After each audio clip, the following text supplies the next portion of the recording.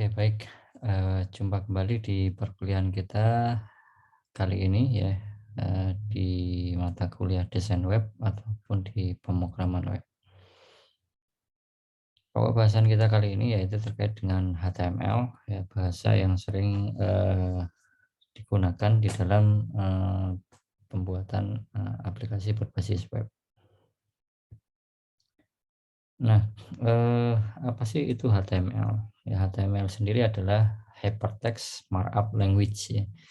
Jadi ide yang bermula dari peneliti tim Berners-Lee ya, ini dari CERN, yaitu mengukakan bagaimana sih satu bahasa script pemrograman yang tentu bisa diakses oleh multiplatform ya gitu. Intinya dia bisa diakses di Windows, Linux, dan juga Unix gitu, seperti itu. Nah, kemudianlah diciptakanlah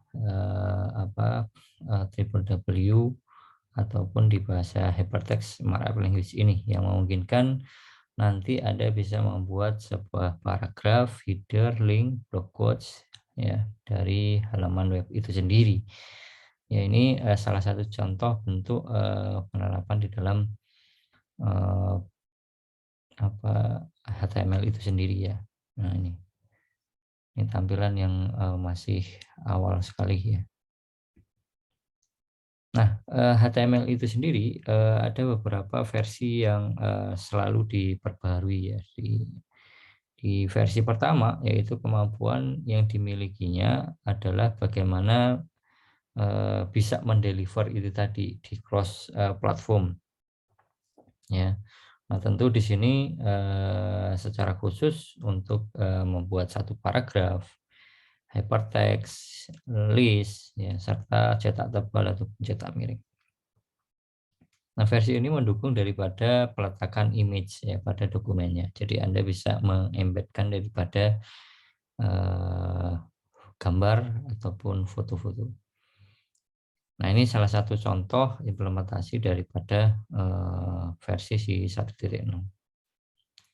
Kemudian di versi 2.0 ini memberikan satu keunggulan ya, yaitu bisa menampilkan bentuk form. Nah, adanya form ini ya nanti bisa digunakan untuk menyetor daripada data yang awalnya di sini di versi 1.0 itu adalah bagaimana mendelivery daripada konten. Nah, sedangkan di versi 2 ini sudah ada isu bagaimana sih ada feedback, ada yang kita bisa store data ke dalam web itu sendiri ya gitu. Ada register, ada login, ada berkomentar, dan seterusnya. Oke, kemudian di versi ketiga itu ada beberapa penambahan terkait dengan fasilitas seperti tabel, ya, di mana yang sebelumnya itu belum mampu untuk membuat satu tabel, dan juga bisa buat beberapa list ya, gitu. Ya, misalkan seperti ini. Nah,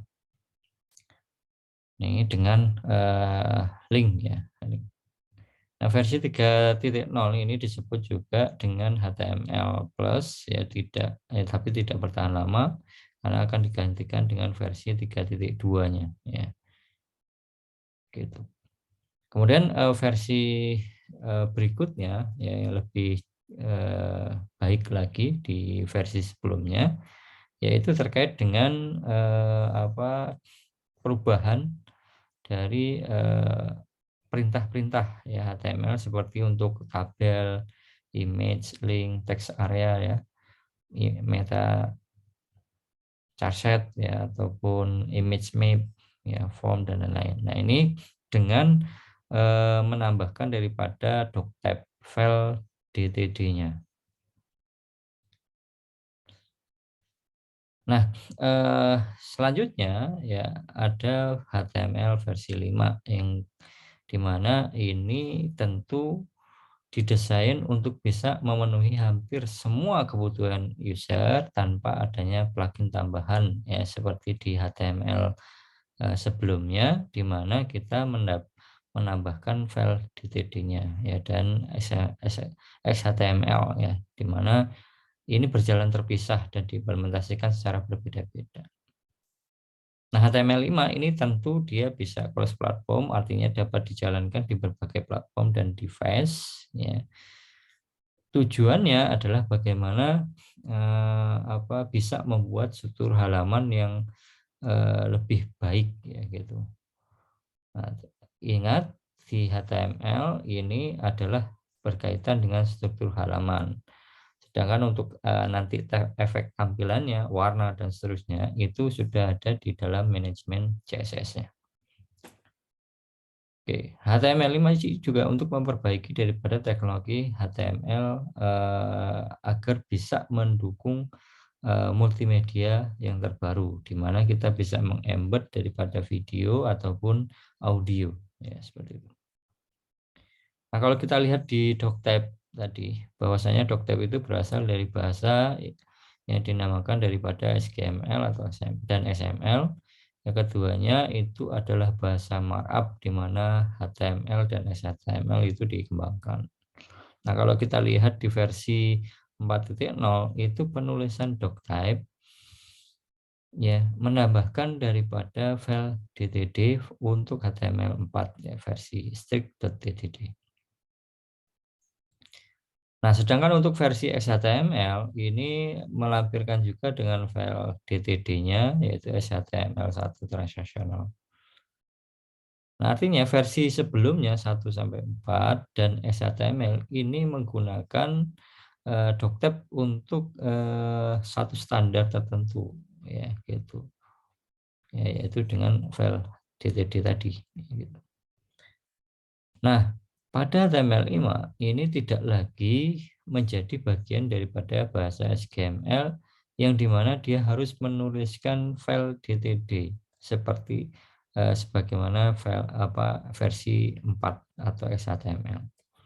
Cukup dengan mengetikkan daripada doctype HTML seperti ini aja sudah cukup. Oke, nah kemudian kalau kita lihat secara struktur ya itu ada header, navigation ya, elemennya itu ya di dalam HTML5 kita bisa menandai elemennya seperti ini ya, ada 4 header, footer, artikel atau navigation. Semantic tag. Nah, di dalam implementasi HTML, struktur HTML itu terdiri daripada tag-tag ya, atau semantic tag atau semantic markup. Ya, ini yang digunakan di dalam tag-tag HTML. Nah, tag salah satu contoh misalkan P ini digunakan untuk membuat paragraf. Ini saya pikir untuk versi 1, 2 dan seterusnya masih ada versi.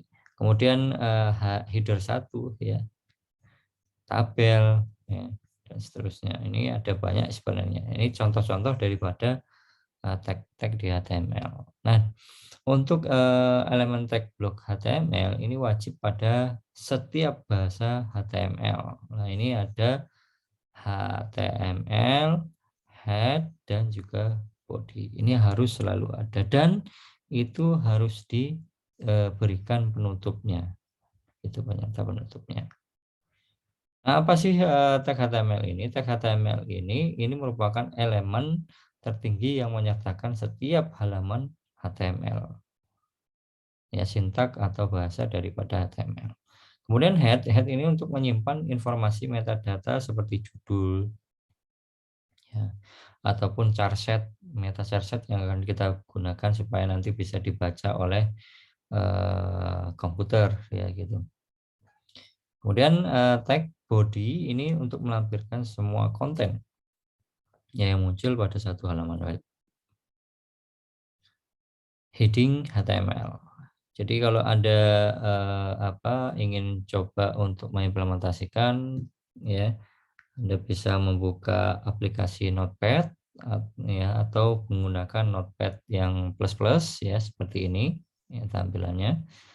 Nah, silahkan atau bisa menggunakan Visual Studio Code. Nanti untuk praktikum kita memang akan gunakan menggunakan Visual Studio Code. Tapi untuk awalan Anda sebaiknya gunakan Notepad ya. Ini untuk memudahkan atau untuk memudahkan intinya ya, keterbacaan dan juga di dalam manajemen nantinya ya. Karena kalau kita langsung beralih ke Visual Studio ya, ada beberapa yang mungkin pengguna masih belum bisa, agak sulit untuk bisa mengeksplorasi ya gitu. Kecuali kalau sudah terbiasa ya, itu bisa. Nah, ini Anda coba ketikkan seperti ini ya, di mana di sini harus ada terdiri kalau di HTML itu harus ada terdiri 3, yaitu HTML, body, dan juga penutupnya ya, gitu. Ini ada satu head, ya ini enggak ada ya. Ini head sebenarnya untuk judul, yaitu seperti ini aja cukup, udah bisa. Oke, terus kemudian klik 2 kali head HTML. Ini disimpan ya. Jadi nanti setelah Anda ketikkan, Anda simpan misalkan heading.html. Nah, setelah Anda simpan HTML, lalu Anda klik 2 kali untuk membuka, atau misalkan klik kanan open ya, buka ke browser Mozilla ataupun Chrome yang Anda miliki, ataupun browser tertentu yang mungkin Anda miliki ya. Oke, nanti hasilnya akan seperti ini. Oke ya. Nah, kita coba untuk mengeksplorasi beberapa kode-kode yang lain. Contoh misalkan untuk paragraf ya, tadi dengan tag P ya. Kalau untuk link itu dengan href ya. Untuk gambar Anda bisa menggunakan source image. Nah, contoh di mana di sini kita letakkan di dalam body ya. Nah, ini P untuk paragraf, maka dia akan membuat satu bentuk paragraf. Kemudian ini link ya, href linknya kemana gitu ya, targetnya apa ya gitu, klik untuk ke Google gitu misalkan. Oke, terus kemudian untuk menambahkan atau menginsert daripada gambar, Anda gunakan image source ya. Ini letakkan HTML5 ini di sebelah file paragraph.html ya, silahkan ya, dalam satu folder ya, dalam satu folder. Oke, nah kalau sudah Anda bisa buka kembali ya, tampilannya akan seperti ini. Oke, kemudian list ya, list ini adalah satu elemen list terdiri dari 2 jenis order list dan unordered list. Order list ini digunakan untuk tag all ya, order list. Ini untuk menampilkan apa? Karakter daripada angka ataupun huruf. Kemudian unordered list ini digunakan untuk menampilkan daripada urutan simbol. Ya, gitu. Ini contohnya ya. Jadi Anda gunakan ul ya. Ini kemudian li1, li2 dan seterusnya ini ya. Nah, ini terus kemudian kita tutup ya. Ya, jadi standarnya memang buka tutup ya, daripada tag itu sendiri. Nah, ini simbol. Nah, sedangkan untuk yang all ya tadi bisa angka, bisa huruf.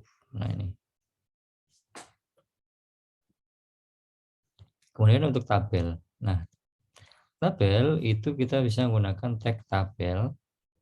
Ya, ini untuk memulai daripada tabel itu sendiri. Kemudian tag tr ini untuk merupakan satu tabel row yang digunakan untuk membuat satu baris daripada tabel. TD ini adalah tabel data yang digunakan untuk mengisi daripada data ke dalam tabel.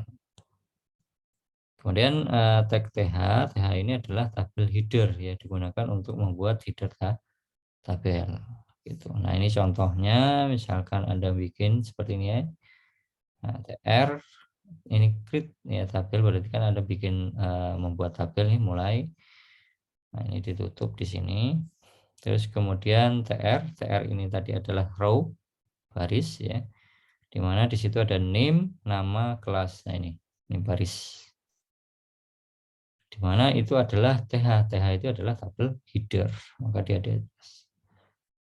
Kemudian kita buat lagi yaitu tabel data. Nah, tabel data ini adalah ada untuk di sini 001 itu adalah NIM-nya 002 apa Fatih, ini adalah untuk TD yang kedua, IF2A untuk ketiga, ya gitu. Sesuai dengan urutan yang sudah kita buat. Nah, begitu. Kemudian form. Form ini umumnya digunakan untuk mengumpulkan data dari pengunjung. Nah, ini yang tadi versi 4 dan versi 3 ya, di mana sudah muncul adanya bagaimana untuk form. Ada di versi 2. Nah, tag ini ya membuat form seperti form input ya, text area, select dan juga option ya gitu. Nah, ini tentu form akan diproses menggunakan bahasa bisa menggunakan JavaScript pemrogramannya atau bisa menggunakan PHP. Ya, kalau untuk di HTML-nya sendiri itu belum bisa. Kenapa? Karena dia cukup hanya struktur halaman tampil gitu. Nanti untuk pemrogramannya Anda bisa menggunakan di client side programming menggunakan JavaScript atau di server side programming menggunakan PHP. Nah, kemudian responsif HTML. Kalau kita berbicara dengan HTML5, ini sangat mendukung sekali ya untuk desain web responsif. Ya, dengan menambahkan apa? Meta tag viewport. Ya, seperti ini. Ya, di mana meta name viewport content with device itu artinya nanti dia akan menyesuaikan daripada besarnya di device yang diakses. Ya, kalau misalkan Anda aksesnya ke smartphone, Anda aksesnya ke desktop, dia akan menyesuaikan besarnya device itu. Oke, initial scale-nya default-nya 1.0 ya. Nah, halaman web yang responsif ini akan secara otomatis menyesuaikan ukuran layar ya, tadi ya, respon. Dan area pandang yang tentu berbeda antara device satu yang lain. Gitu. Nanti dia akan menyesuaikan dari device-nya, intinya itu. Nah, HTML dan CSS ini secara otomatis bisa mengubah ukuran, menyembunyikan, atau mengecilkan, ataupun memperbesarkan daripada situs. Gitu ya. Nah, Anda bisa menggunakan pilih di Chrome kalau Anda mau mencoba, ya, pilih di alat pengembang atau developer tools, ya, lalu toggle device. Ya, di situ bisa Anda atur apanya, misalkan device-nya apa, iPhone atau apa gitu ya, nanti dia akan menyesuaikan. Oke, semantic tag pada layout website. Nah, tentu di sini ya ada beberapa tag yang tadi sudah kita sampaikan, ada header, footer, artikel, section, navigation, asset. Ini ada di HTML5. Nah, selain daripada struktur halaman HTML5, ini juga bisa membawa tag daripada audio video tadi yang sudah bisa mendukung. Oke. Atribut dari elemen number, date, time, kalender, ya ini juga bisa didukung. Oke, gitu. Oke, meta tag charset, ya, di mana instruksi charset ini digunakan untuk menerjemahkan daripada bit di dalam HTML, halaman HTML, yaitu menjadi karakter. Nah, karakter set itu paling sederhana, Anda paling awal digunakan itu biasanya ASCII, ya kan, di awal. Ya, HTML ditulis dengan seperti ini, charset USAC. Namun, ya USAC ini itu terbatas, ya, karena dia hanya 128 karakter. Ya. Kemudian ada USAC, ini dikembangkan oleh menjadi karakter ANSI, ya, atau biasa disebut juga ISO 88591, ya. Jadi kalau ditulis itu seperti ini, charset ISO 88591 itu USAC ya. Nah, ini mendukung 256 karakter. Ya, masih sedikit. Ya. Nah, ini udah biasanya digunakan di HTML versi 2 dan juga 4 ya. Nah, set ASCII maupun ANSI ini tidak menyertakan untuk karakter non-Latin seperti kayak huruf Arab, huruf Cina, Jepang, ya dan seterusnya ini nggak bisa. Gitu. Nah, set UTF-8 atau Unicode Transform Format 8 ini yang mendukung hampir seluruh karakter yang ada di dunia.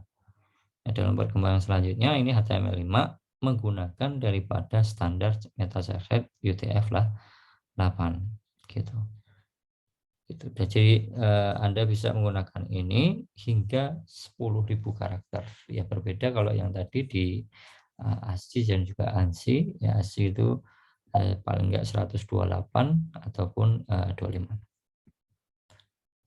Nah, contohnya seperti ini. Jadi rekan-rekan kalau misalkan dia tidak dikenali atau tidak bisa ditampilkan, ya ini. Nah, ini ya tentunya harus menggunakan apa? Nah, ini. Anda bisa menambahkan daripada meta char set UTF lah 8 nanti akan dikenal. Oke. Validasi form. Nah, sebelum HTML5 ini sulit sekali untuk melakukan daripada validasi form. Ya, seperti tadi ya ada kalender ya gitu. Misalkan sebuah input itu tidak boleh kosong. Input harus angka input yang valid ya, misalkan seperti tanggal itu 1 sampai 30 atau 31 ya. Dengan HTML5 ini kita bisa validasi secara langsung dapat kita tangan. Contoh ya misalkan seperti ini nih ya, birthday. Nah, dia akan ngambil daripada date ya, variabel date ya dengan apa seperti ini. Itu variabel date global ya, ini variabel global. Kemudian tadi bahwasanya HTML5 ini mendukung audio dan video. Nah, sebelumnya memang tidak bisa menampilkan ini. Gitu. Nah, video audio ini hanya bisa dimainkan dengan tentu penambahan plugin ya. Tapi jangan khawatir, beberapa browser saat ini sudah kompatibel ya terkait dengan apa fungsi plugin Flash. Nah, untuk HTML video audio, elemen untuk menentukan cara standar menanamkan video audio web itu adalah dengan cukup dengan menambahkan script seperti ini ya. Videonya berapa ya, misalkan kita buat 320 kali 240. Ini nanti artinya ini untuk apa panjang lebarnya ya yang akan ditampilkan nih seperti ini. Ambil dari mana gitu movie-nya gitu. Nah, ini movie-nya Anda bisa letakkan seperti layaknya tadi image ya, letakkan di sebelah file. Kalau di sini file video, maka sebelahnya file video h.html. Nah, letakkan bisa movie.mp4 atau .ogg tergantung daripada file Anda ya. Anda filenya apa? Ya, file audionya atau file videonya. Sama ya seperti ini. Cuma bedanya kalau di video ini Anda bisa mengatur daripada word height-nya. Tapi kalau di audio ya mungkin ya cukup dengan kontrol gitu aja, nanti dia akan ada semacam tombol audio. Oke, kemudian kanvas. Kanvas HTML5 ini merupakan satu elemen yang memungkinkan bisa menggambar daripada 2D ya, gambar grafik 2D. Nah, kanvas ini merupakan komponen utama yang membedakan HTML5 dengan versi yang sebelumnya. Ya, dengan kanvas kita bisa menambahkan atau menggunakan daripada kombinasi JavaScript ya. Contoh misalkan kita membuat segi 4 ya, membuat garis atau membuat lingkaran. Ini contohnya dengan pemanggilan get element by ID my canvas ya. Itu ngambil get context yaitu 2D di mana ini dia ya. Ini warnanya merah ya. Nah, itu dia akan mengisikan ke 150/75 ini nih. Ya, gitu. Di sininya 0, maka ini 0 ya, maka ini 0 gitu. Oke. Kemudian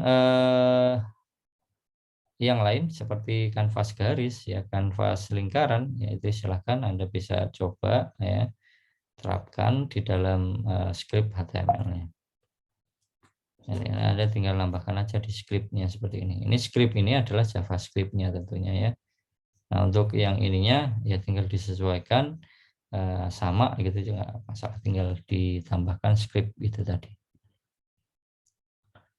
Oke, dengan hal ini maka Anda bisa menggambar dua dimensi ya, gitu. Nah, termasuk kita bisa menuliskan juga di dalam gambar 2D-nya menggunakan apa ini file text ya. Oke, fitur lain yang ada di HTML5 ini seperti layaknya ada stroke and fill, rectangle, patch, ya, gradient, show, text, image, dan seterusnya. Ini ada beberapa pengaturan-pengaturan yang memungkinkan bisa diimplementasikan di dalam HTML5. Oke, SVG. Nah, SVG itu apa? SVG ini adalah scalable vector grafik, di mana digunakan untuk mendefinisikan grafik pada web dengan vektor 2 dimensi. Ya, gitu. Nah, untuk format 3 dimensi, ini Anda bisa menggunakan pencarian X3D ya. Nah, SVG ini adalah format grafik ya dalam XML. XML ini kemudian dirender oleh penampil SVG. Nah, lalu bisa ditampilkan sesuai seperti layaknya gambar PNG ataupun gambar GIF. Gitu. Nah, untuk penulisannya ya tinggal menggunakan tag SVG ya gitu. Oke, contohnya ya seperti ini nih, SVG weight-nya berapa gitu ya, circle berarti dia bulat gitu ya. Nah, di mana di sini kita akan isi yaitu 50 artinya untuk yang ke sini ini 50 ya. Nah, kemudian jari-jarinya itu adalah 40 gitu. Nah, ini adalah green jadi gitu. Dan untuk di dalamnya ya kita gunakan yellow.